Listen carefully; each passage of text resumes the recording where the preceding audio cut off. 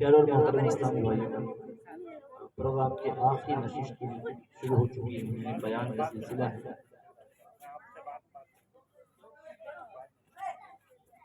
بیان کا سلسلہ ہے اور بیان کرنے کا فی الحال ظاہری طور پر کوئی ماحول نہیں ہے۔ آئیے کچھ ترغیبی گفتگو کرنے سننے کی سعادت حاصل کروں گا، اس کے بعد انشاءاللہ صلاۃ و سلام کریں گے۔ الحمدللہ رب العالمین والصلاۃ والسلام علی سیدنا المرسلین، اما بعد سبھی بچے نیچے بیٹھ جائیں۔ اما بعد فاعوذ باللہ من الشیطان الرجیم، بسم اللہ الرحمن الرحیم۔ میں جس طرح پڑھاؤں آپ بھی میرے ساتھ مل کے پڑھیں۔ الصلاۃ والسلام علیک یا رسول اللہ، الصلاة والسلام عليك يا رسول الله وعلى آلك وأصحابك يا حبيب الله، وعلى آلك وصحابك يا حبيب الله الصلاة والسلام عليك يا نبي الله، الصلاة والسلام عليك يا نبي الله وعلى آلك وأصحابك يا نور الله، وعلى آلك وأصحابك يا نور الله۔ پیارے اور محترم اسلامی بھائیوں، درود و سلام پڑھنے کے بے شمار فضائل ہیں، بڑی برکتیں ہیں۔ آئیے ایک حدیث پاک کا خلاصہ سنتے ہیں۔ پیارے آقا مکی مدنی مصطفیٰ صلی اللہ تعالی علیہ وسلم نے فرمایا کہ جب دو مسلمان آپس میں ملتے ہیں، جب دو مسلمان آپس میں ملتے ہیں اور مصافحہ کرتے ہیں، ہاتھ ملاتے ہیں نا، دونوں ہاتھ سے جو مصافحہ کرتے ہیں، اس طریقے سے جب مسلمان آپس میں مل کر مصافحہ کرتے ہیں اور پیارے آقا صلی اللہ علیہ وسلم پر درود پاک پڑھتے ہیں، تو ان کے جدا ہونے سے پہلے پہلے اللہ کریم ان کے اگلے اور پچھلے گناہ بخش دیتا ہے۔ سبحان اللہ، سبحان اللہ۔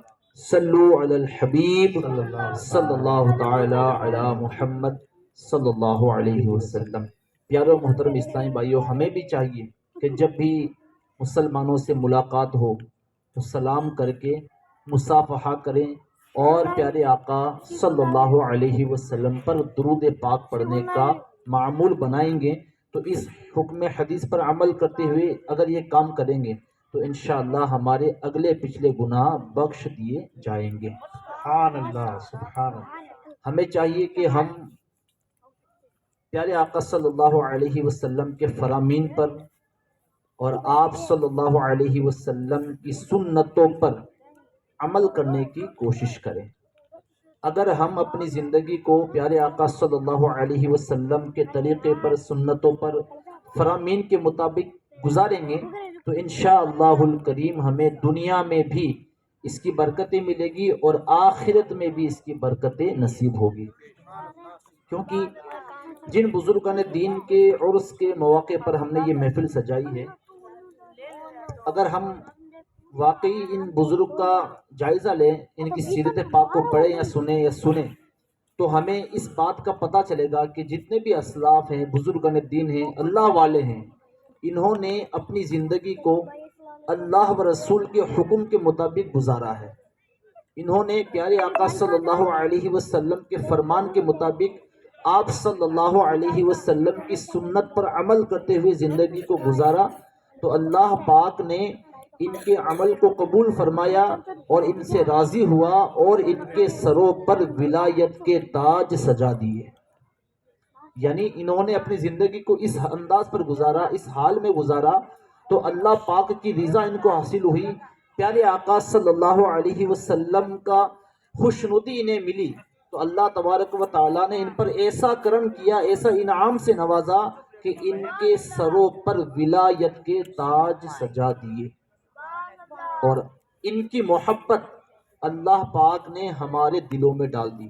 روایت میں آیا ہے کہ جب کوئی دنیا میں بندہ اخلاص کے ساتھ اللہ کی عبادت کرتا ہے، اس کی ریاضت کرتا ہے، قرآن کی تلاوت کرتا ہے، سنتوں پر عمل کرتا ہے، دینداری کے ساتھ اسلام پر پورا عمل کرتے ہوئے جب بندہ زندگی گزارتا ہے تو اللہ پاک فرشتوں میں اعلان فرماتا ہے کہ اے فرشتوں، میں فلاں بندے سے محبت کرتا ہوں، تم بھی اس سے محبت کرو۔ پھر اس کی محبت کو زمین پر اتارا جاتا ہے، اللہ پاک اپنے بندوں کے دلوں میں اس کی محبت ڈال دیتا ہے، پھر لوگ اس کی طرف کھینچتے ہوئے چلے جاتے ہیں۔ آج ہم جائزہ لیں گے، غور کریں گے تو یہ جو بزرگوں کے جو مزارات ہیں، اللہ والوں کے جو قبر مبارک ہیں، مزارات ہیں، آج لوگ یہاں جھوک در جھوک کیوں آتے ہیں؟ کیونکہ انہوں نے اللہ پاک کو راضی کیا، یہ اللہ سے راضی ہوئے، اللہ پاک ان سے راضی ہوا، تو ان پر اللہ پاک نے ایسا کرم کیا، ان کی محبت ہمارے دلوں میں ڈال دی گئی۔ اور آج کئی سال ہونے کے باوجود، سالوں سال گزر جانے کے باوجود، آج مسلمان بزرگان دین کی عرس کے موقع پر ان کی یاد مناتے ہیں، بزرگان دین کے مزارات پر حاضری دیتے ہیں، ان کے نام پر لنگر کرتے ہیں۔ یہ سارے جو اہتمام ہوتے ہیں، یہ کیوں ہوتے ہیں؟ کیونکہ ان بزرگوں کی محبت اللہ پاک نے ہمارے دلوں میں ڈال دی ہے۔ تو پیارے اسلامی بھائیوں، ہمیں چاہیے کہ ہم ہمارے اسلاف کرام، صحابہ کرام، بزرگان دین، تابعین، تبع تابعین، جتنے بھی اللہ والے ہیں، ان کی سیرت پر عمل کرنے کی کوشش کریں۔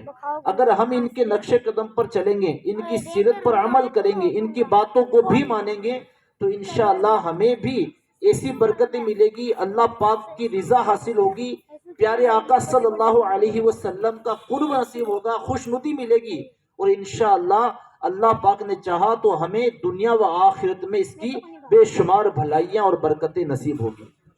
مگر افسوس کی بات تو یہ ہے کہ ہم بزرگوں سے محبت تو کرتے ہیں، ان کے مزارات پر حاضری بھی دیتے ہیں، ان کے عرس مناتے ہیں، فاتحہ خوانی کرتے ہیں، لنگر کرتے ہیں، دیگر اہتمام کرتے ہیں، ہزاروں ہزار روپیہ ان کے عرس کے موقع پر ہماری قوم خرچ کرتی ہے، مگر بظاہر پیارے اسلام بھائیوں کوئی نتیجہ نہیں نکلتا، کوئی فائدہ نہیں ہوتا۔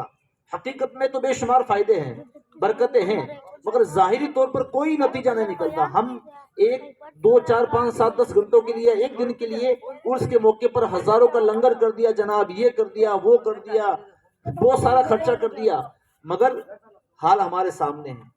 اگر آج ہی کی بات کر لیں، ہم جس بزرگ کے مزار پر ہم لوگ حاضر ہیں، جن کے عرس کے موقع پر ہم نے یہ پروگرام رکھا ہے، آج اس پر ہی اگر ہم جائزہ لے لینا تو آپ کے سامنے ہے۔ دن میں لنگر تھا نا، لنگر کا سلسلہ تھا، تو ایک بڑی تعداد یہاں جمع ہوئی ہوگی۔ کچھ دیر پہلے کئی سارے لوگ یہاں جمع تھے نا، مگر وہ سب چلے گئے۔ مین جو وقت آیا نا روح کی غذا کا، اللہ کی رضا والا، عبادت والا، نیکی والا، ثواب والا، وہ کام جب آیا تو ہماری قوم بچھڑ گئی، چلی گئی۔ اب بتائیے اس سے کیا فائدہ ہوا؟ تو ہمیں چاہیے کہ جب تک ہم ان بزرگان دین کی نہیں مانیں گے، دیکھیے بزرگوں کو تو سب مانتے ہیں، غوث پاک ہے، غریب نواز ہے، اعلیٰ حضرت ہے، دیگر اللہ کے ولی ہیں، نیک بندے ہیں، ان سب کو ہم مانتے تو ہیں نا جی، اللہ والوں کو سب مانتے ہیں نا بھائی؟ میری بات سمجھ میں آ رہی ہے آپ کو؟ کون کون مانتا؟ ہاتھ کھڑا کریں۔ اب دیکھیے اللہ والوں کو تو ہم سب مانتے ہیں، ٹھیک ہے؟ اب میرا سوال یہ ہے کہ اللہ والوں کو تو مانتے ہیں، مگر اللہ والوں کی نہیں مانتے۔ اللہ والوں کو تو مانتے ہیں، اللہ والوں کی نہیں مانتے۔ جی کیا بات ہے؟ اللہ والوں سے محبت ہے، ان کی مزاروں پر حاضری دیتے ہیں، اجمیر شریف چلے جائیں گے جناب، پیدل چلے جائیں گے، بعض لوگ تو ایسے بھی دیوانے ہیں پیدل اجمیر جا رہے ہیں نا، ہر مہینے کی چھٹی کو ناگور شریف چلے جاتے ہیں، صوفی صاحب کی بارگاہ میں، دیگر بزرگوں کی بارگاہ میں جاتے ہیں، جانا چاہیے، انکار نہیں ہے، بالکل ان کے مزارات سے ہمیں فیض ملتا ہے، مگر پیارے اسلامی بھائیوں ہمیں فیض کب ملے گا؟ جب ہم اچھے انداز سے شریعت و سنت کے مطابق اچھی اچھی نیتوں کے ساتھ ان اللہ والوں کی بارگاہ میں حاضری دیں گے، تب ہمیں اس کا فیض ملے گا۔ ہمارا ابھی جو طریقہ کار ہے نا عرس منانے کا، مزاروں پر حاضری دینے کا، اس سے بظاہر ہمیں کوئی فائدہ نہیں ہونے والا۔ آپ دیکھیں یہ اللہ والے جو نا، یہ اللہ تعالیٰ نے ان کو اتنا پاور اور اختیار دیا ہوتا ہے، یہ جس پر رحمت کی نظر ڈال دیتے نا اس کی قسمت کو بدل دیتے ہیں۔ ان کو بہت اختیارات دیے ہوتے ہیں اللہ پاک کی عطا سے، یہ بہت کچھ کر سکتے ہیں۔ آپ دیکھیے حضرت سیدنا رابعہ بصریہ عدویہ رحمت اللہ تعالی علیہ، ان بزرگوں کا ان کا نام سنا ہوگا آپ نے، حضرت رابعہ بصریہ رحمت اللہ تعالی علیہ۔ ان کے گھر ایک چور آیا۔ کون آیا؟ ان کے گھر ایک چور آیا، چوری کرنے کی ارادے سے، نیت اس کی اچھی نہیں تھی نا، چوری کرنے کی نیت سے ان کے گھر آیا وہ۔ اس نے پورے گھر کی تلاشی لے لی مگر اس کو کچھ نہ ملا۔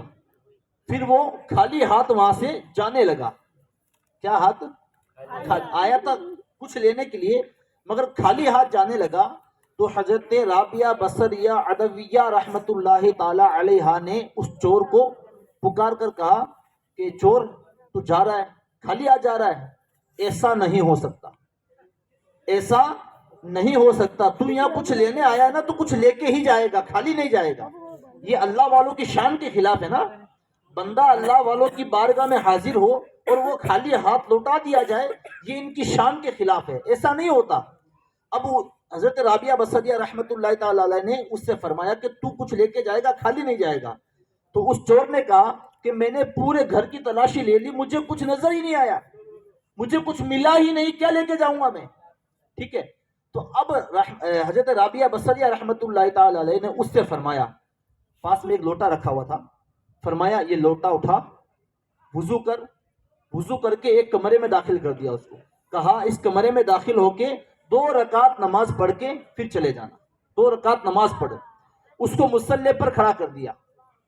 اب ادھر وہ چور مصلی پہ کھڑا ہوا، ادھر حضرت رابعہ بصریہ عدویہ رحمت اللہ تعالی علیہ نے اللہ پاک کی بارگاہ میں اپنے ہاتھ اٹھا دیے اور عرض کی، یا رب کریم، اس چور کو مصلی تک لانا میرا کام تھا، یہاں کھڑا کرنا میرا کام تھا، آگے کا معاملہ تیرے حوالے ہے۔ اللہ کی ولیہ تھی نا، اللہ والی تھی نا، ان کی دعائیں تو رد ہوتی ہی نہیں نا، اللہ تعالیٰ ان کی دعائیں قبول فرماتا ہے۔ اب انہوں نے اللہ کی بارگاہ میں عرض کر دیا کہ یہاں تک لانا میرا کام تھا، آگے کا معاملہ تیرے ہاتھ میں ہے۔ اب کیا ہوا، وہ چور 2 رکعت پڑھنے کے لیے کھڑا ہوا، اس کو 2 رکعت نفل نماز میں ایسی لذت ملی، اتنا لطف ملا، اتنا مزہ آیا کہ وہ ساری رات عبادت کرتا رہا، ساری رات وہ نماز پڑھتا رہا۔ اور پھر صبح فجر کا وقت ہوا، نماز پڑھی، پوچھا کیا گزری؟ اس نے کہا کہ اللہ پاک کا مجھ پر کرم ہوا اور اللہ پاک نے مجھے گناہوں سے سچی توبہ کی توفیق بخشی، اور اب میں گناہوں سے توبہ کر چکا ہوں، اب میں بقیہ زندگی اللہ تعالیٰ کی عبادت کرتے ہوئے گزاروں گا۔ پیارے اسلام بھائیوں، یہ اللہ والوں کی شان ہے۔ یہاں جب چور بھی آتا ہے نا تو اس پر جب ان کی نگاہ ولایت پڑتی ہے نا تو اللہ پاک ان کی تقدیریں بدل دیتا ہے۔ ان کی بارگاہ میں آنے والا نمازی بنتا ہے، نیک بنتا ہے، متقی بنتا ہے، پرہیزگار بنتا ہے، عاشق رسول بنتا ہے، شریعت و سنت پر عمل کرنے والا بنتا ہے۔ مگر پیارے اسلامی بھائیوں، سوال آپ اور ہم پر ہے کہ ہم برسوں سے ان بزرگان دین کی بارگاہ میں حاضریاں دیتے ہیں، برسوں سے ان کے عرس منا رہے ہیں، ان کے مزارات پر حاضر ہو رہے ہیں، برسوں سے ان کے نام کا لنگر کر رہے ہیں، کھا رہے ہیں، کھلا رہے ہیں، یہ سارے کام ہم کر رہے ہیں، برسوں سے ہزاروں ہزار روپیہ ہم خرچ کر رہے ہیں، مگر ہم جہاں تھے وہیں کے وہیں ہیں، ہمارے اندر تبدیلی نہیں آ رہی۔ ان کی بارگاہ میں آنے والا تو نیک بنتا ہے نا، متقی بنتا ہے، پرہیزگار بنتا ہے، مگر افسوس کی بات ہے ہمیں برسوں ہو گئے ان کے مزاروں پر حاضریاں دیتے ہوئے، آج تک ہم صحیح معنوں میں مسلمان نہیں بن پائے، صحیح معنوں میں کامل مومن نہیں بن پائے، آج تک ہم اور آپ نمازی نہیں بن پائے۔ کتنی افسوس کی بات ہے۔ اب اس کی وجہ کیا ہے؟ ہم کیوں نہیں بن پائے؟ بزرگان دین کے فیض میں کوئی کمی نہیں ہے، ان کی عطا کا دریا تو جاری و ساری ہے، ہمارے دامن تنگ ہے، ہمیں لینا آتا نہیں ہے، ہمیں فیض حاصل کرنا آتا نہیں ہے، ہمیں ان کی بارگاہ میں حاضر دینے کا انداز پتہ نہیں ہے۔ اس کا نتیجہ یہ ہے کہ آج ہم خالی کے خالی ہیں۔ تو پیارے و محترم اسلامی بھائیوں، ہمیں چاہیے کہ ہم ان بزرگان دین کو بھی مانیں اور ان کی باتوں پر بھی عمل کرنے کی کوشش کریں، ان کے نقش قدم پر چلیں گے، عمل کریں گے تو انشاءاللہ ہمیں ان کا حقیقی معنوں میں فیض حاصل ہوگا۔ جب ان کا فیض ملے گا تو پھر ہم بے نمازی نہیں رہ سکتے۔ جی، جب بزرگان دین کا فیض ہم پر جاری ہوگا تو ہماری نماز تھوڑی قضا ہوگی جی. ماہ رمضان کی آمد ہے. بزرگان دین کا چاہنے والا، محبت کرنے والا کیا ماہ رمضان کے فرض روزے چھوڑ دے گا؟ یہ نہیں ہو سکتا، کیونکہ جن سے ہم محبت کرتے ہیں نا، جن بزرگوں سے ہماری محبت اور عقیدت ہے، یہ فرض تو فرض، نوافل روزوں کی بھی کثرت کیا کرتے تھے، اکثر روزے سے رہا کرتے تھے. سال کا اکثر حصہ یہ روزے رکھا کرتے تھے، نوافل پڑھا کرتے تھے، قرآن کی تلاوت خوب کیا کرتے تھے، نبی پاک صلی اللہ علیہ وسلم کی سنت کے مطابق عمل کیا کرتے تھے. جب بندہ ان سے محبت کرے گا تو کیا وہ محروم رہے گا؟ نہیں رہ سکتا. تو پیارے اسلام بھائیو، ہمیں چاہیے کہ ہم اپنی محبت کے انداز کو کچھ بدلنے کی کوشش کریں. صحیح طریقے سے ان بزرگان دین کی بارگاہ میں حاضری ہوگی، ان کے عرس منائیں گے، لنگر کریں گے، فاتحہ کریں گے، دیگر جو اقدامات ہم کرتے ہیں ان کے عرس کے موقع پر، یہ سب صحیح طریقے سے ہوگا نا، تب انشاءاللہ ہمیں اس کا فائدہ ہوگا. تو اس کا بہترین طریقہ یہ ہے کہ ہمیں چاہیے کہ ہم اس پر فتن دور میں دعوت اسلامی کے دینی ماحول سے وابستہ ہو جائیں.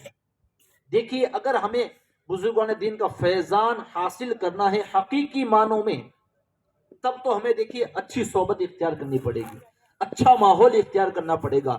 جو لوگ ان بزرگان دین کی سیرت کے مطابق عمل کرنے کی کوشش کرتے ہیں، ان کی صحبت میں ہمیں جانا ہوگا، ان کے ساتھ اٹھنا بیٹھنا ہوگا. تب انشاءاللہ ہمارے اندر بھی تبدیلی آئے گی، تب ہمیں بھی انشاءاللہ بزرگان دین کا فیضان نصیب ہوگا. ورنہ پیارے اسلامی بھائیوں، ہماری زندگی بے حد مختصر ہے. ہم ہر وقت موت کے قریب ہوتے جا رہے ہیں، اور ان قریب ہم نے بھی اندھیری قبر میں اتار دیا جانا ہے.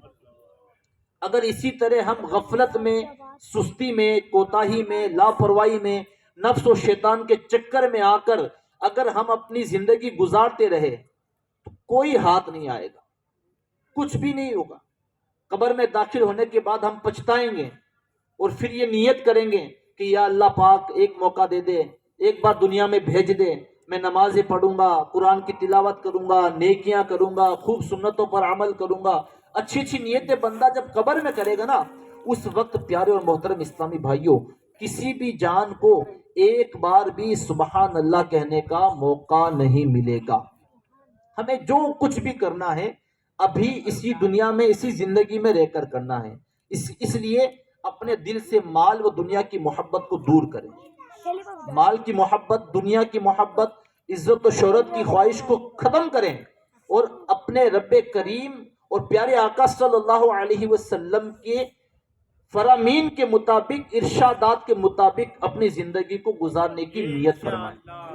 اب اگر نیت بنتی ہے تو ذہن بنائیں، اس کے لیے دعوت اسلامی کے ماحول سے وابستہ ہو جائے، کیونکہ یہ سب پاکیزہ ماحول ہے، دینی ماحول ہے. جب بندہ اس ماحول میں آتا ہے تو وہ خود دیندار بن جاتا ہے.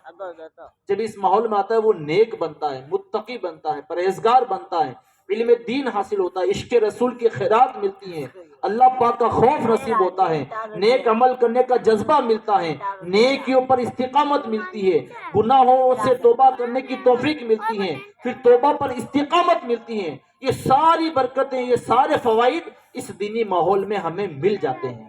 تو اگر ہم چاہتے ہیں کہ یہ ساری فائدے ہمیں ملے، یہ برکتیں ملے، اور ہم ہمارے بزرگان دین کے نقش قدم پر چلنے والے بن جائیں، حقیقی معنوں میں ان کا فیض حاصل کرنے والے بنے، تو آپ سے میری یہ گزارش ہے کہ آپ دعوت اسلامی کے مدنی ماحول سے وابستہ رہیں. اور دعوت اسلامی کا جمعرات کو اجتماع ہوتا ہے بڑا بازار، جانتے ہیں بڑا بازار کو؟ آپ کون کون جاتا ہے؟ اچھا، بڑا بازار میں رنگریزان مسجد ہے، وہاں پر ہر جمعرات کو دعوت اسلامی کا اجتماع ہوتا ہے. آپ سے گزارش ہے کہ آپ سب اس اجتماع پاک میں شرکت کرنے کی نیت فرمائیں. اور الحمدللہ ایک اور خوشخبری ہے، جیسا کہ ابھی آپ نے کلام بھی سنا کہ آمد رمضان ہے. ان قریب ماہ رمضان اپنے اندر رحمتوں و برکتوں کو سمیٹے ہوئے ہمارے درمیان میں جلوہ گر ہونے والا ہے. بڑا برکت والا مہینہ ہے، فضیلتوں والا مہینہ ہے، عبادت والا مہینہ ہے، نیکیوں کی کثرت کرنے والا مہینہ ہے. جی اب یہ مہینہ آنے والا ہے نا، تو اب اس مہینے میں ہمیں، اگر ہم چاہتے ہیں کہ ماہ رمضان ہم صحیح معنوں میں گزاریں، اس کی برکتیں رحمتیں سمیٹنے میں کامیاب ہو، تو دعوت اسلامی کے تحت ہمارے شہر بیکانیر کے اندر بھی 1 माह का एतकाफ होने वाला है। हमारे शहर में 1 महीने का एतकाफ होगा। सरोदिया बस्ती सिलावटो का मोहल्ला इस्लामिया मस्जिद टैक्सी स्टैंड के पास, उस मस्जिद के अंदर 1 महीने का एतकाफ होगा। आपको भी दावतें हैं, आपसे भी गुजारिश है, इल्तिजा है कि आप भी माह रमजान की रहमतें बरकतें समेटने के लिए, मगफिरत और रहमत और जहन्नम से आज़ादी पाने के लिए पूरा 1 महीने का एतकाफ करने की नियत फरमाएं। और हमारे जिम्मेदार इस्लाम भैया मौजूद हैं, आप इनसे राब्ता कर लें, नियत कर लें, नाम लिखवा दें, नंबर पेश कर दें। इंशाअल्लाह अल्लाह ने चाहा तो इसकी खूब बरकतें नसीब होगी। मस्जिद ये कि दावत इस्लामी के माशाल्लाह काम चलते ही रहते हैं। आपकी मस्जिद में भी पिछले कई महीनों माशाल्लाह मदरसा बालिगान लगा करता था ना, इशा की नमाज के बाद। आप में से हो सकता है कुछ लोग शिरकत करते थे। अगर दोबारा हम चाहेंगे तो इसको कंटिन्यू भी कर सकते हैं। अगर आप साथ देंगे, आप तैयार होंगे तो इंशाल्लाह हम दोबारा यहाँ पर मदरसा बालिगान भी शुरू कर सकते हैं। दिगर दावत इस्लामी के काम काज होते रहते हैं। तो आपसे अर्ज है कि आप साथ दें, काम करें, ताउन करें, मदद करें। इंशाल्लाह दोनों जहान में इसकी बरकतें नसीब होगी। अल्लाह करीम हमें इन तमाम बातों पर अमल करने की तौफीक अता फरमाए। आमीन बिजाहिन नबील अमीन वसल्लल्लाहु तआला अलैहि वसल्लम। सल्लु अलल हबीब।